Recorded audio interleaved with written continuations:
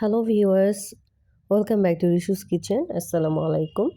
শীতের এই সময়টাতে আমাদের সবার কাছেই মনে হয় ভাপা পিঠা খুব ভালো লাগে এবং ভাপা পিঠাটা খেতেও খুব ভালো লাগে। তো আজকে আমি আমার খুব পছন্দের এই রেসিপিটি আপনাদের সাথে শেয়ার করে দেখাবো কীভাবে খুব অল্প সময়ে ভাপা পিঠা তৈরি করা যায়। তো আজকের এই রেসিপির জন্য আমি প্রথমে এখানে নিয়ে নিয়েছি চালের গুঁড়ো। তো চালের গুঁড়োর সাথে আমি পানি অ্যাড করব, আর পানিটা অবশ্যই একটু কুসুম গরম পানি নিব। তো হাফ কাপ পরিমাণ পানির সাথে আমি হাফ চামচ পরিমাণ লবণ এটাকে খুব ভালো করে মিক্স করে নিয়েছি। তো মিক্স করার পরে আমি চালের গুঁড়োর সাথে এই পানিটাকে অল্প অল্প করে অ্যাড করে নিব। আর ভাপা পিঠার জন্য কিন্তু এটা খুব ইম্পর্টেন্ট যে পানিটা কিন্তু একবারে ঢেলে অ্যাড করা যাবে না, এটাকে অল্প অল্প করে অ্যাড করে নিতে হবে এবং গুঁড়ির সাথে সকল অংশের সাথে খুব ভালো করে পানিটাকে মিক্স করে নিতে হবে। আর এই মিক্স করে নেওয়ার সময় হাত দিয়ে খুব অল্প অল্প করে মেখে মেখে নিতে হবে, এমনভাবে মেখে নিতে হবে যে সম্পূর্ণ অংশটাই সমানভাবে পানি অ্যাড হয়, কোনো একটা অংশ যেন শুকনো না থাকে। তো এভাবে অল্প অল্প করে আমি খুব ভালো করে এটাকে মেখে নিব এবং যখন আমি দেখব যে আমার মাখানোটা পুরো পারফেক্ট হয়েছে এই মিশ্রণটা, তখন আমি একটু দেখিয়ে দিব যে যখন এই গুঁড়ির অংশটা হাতে একটু চেপে দেখাবো আমি, যখন দেখব যে এটা শক্ত হয়ে আছে তখন কিন্তু বুঝে নিব যে এটা ঠিক আছে আর খুব সহজে এটা ভাঙা যাচ্ছে না। তো এভাবে আমি অল্প অল্প করে চালের গুঁড়ির এই অংশটাকে ভালো করে একটু মিশ্রণটাকে মেখে নিচ্ছি। তো মেখে নেওয়ার পরে যখন আমি এটা একদম শেষ করে ফেলবো মিশ্রণটা, তখন কিন্তু এটাকে আমি কিছুক্ষণের জন্য রেস্টে রেখে নিব। আর রেস্টে খুব বেশি সময় আসলে রাখার প্রয়োজন নেই, 10 থেকে 12 মিনিট রেখে দিলেই হবে। তো এই পর্যায়ে আমার এই মিশ্রণটা মাখানো প্রায় শেষের দিকে।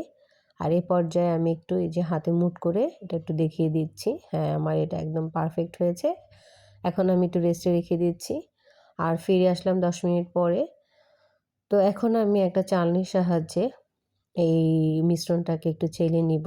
চেলে নিলে কিন্তু চালের গুঁড়ির অংশগুলো আরও বেশি সফট হবে এবং এই সফট চালের গুঁড়িগুলো দিয়ে ভাপা পিঠা তৈরি করে নিলে পিঠাগুলোও কিন্তু সফট হবে।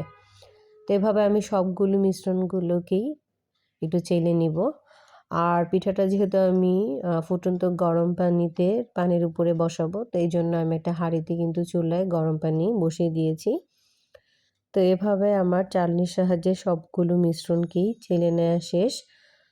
তো এখন আমি পিঠাগুলোকে তৈরি করে দেখাবো। আর এই জন্য আমি এখানে কিন্তু প্রথমেই নিয়ে নিয়েছি একটি ছোট স্টিলের বাটি, আর নিয়ে নিয়েছি খেজুরের গুড় আর নারকেল কোড়ানো। তো এখন আমি এই বাটিটাতে চালের গুঁড়োর অংশটাকে নিয়ে এ পর্যায়ে এখন আমি খেজুরের গুড় আর নারকেল কোড়ানো অ্যাড করে দিব।